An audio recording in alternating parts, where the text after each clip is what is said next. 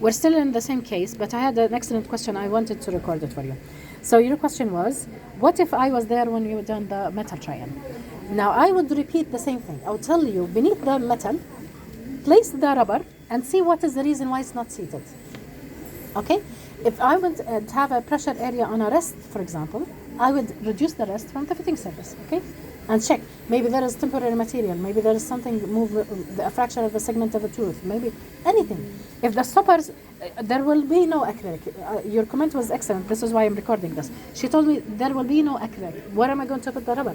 I'll put the rubber on the under the mesh, on the stopper areas, because there is stoppers, the internal finish line, to allow acrylic to be embedded in under the metal. And so I will be looking at the fitting of the stoppers, the fitting of the base plate on the teeth. Where should it fit? It should fit on the area of the lingual bar. Okay, let's say it's here. If this was a metal, suppose there was no acrylic, okay? I would want to see the fitting of the stopper here, the fitting of the other stopper. I would look at the rests. I should not have any rubber underneath the rests. Okay, if there was space.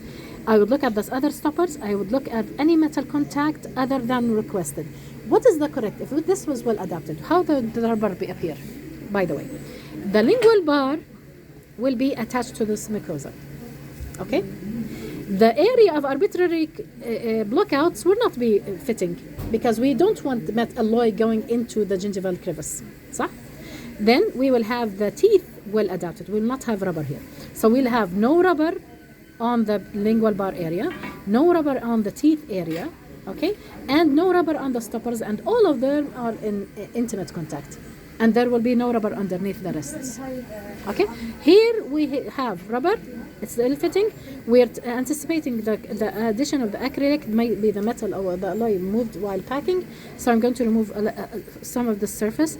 I'm going to let you touch this alloy because we're in the lingual bar area. It's okay, we're not going to reduce any thickness. We're not afraid of anything. There is a metal show here, and there is a dot of metal show here, okay, from this side. And we're going to touch the acrylic here, okay. Notice that buccally there is rubber, so this might be a part of the acrylic that dislodged the metal alloy during packing. Okay, so this is how we're going to do, and we're going to repeat after finishing.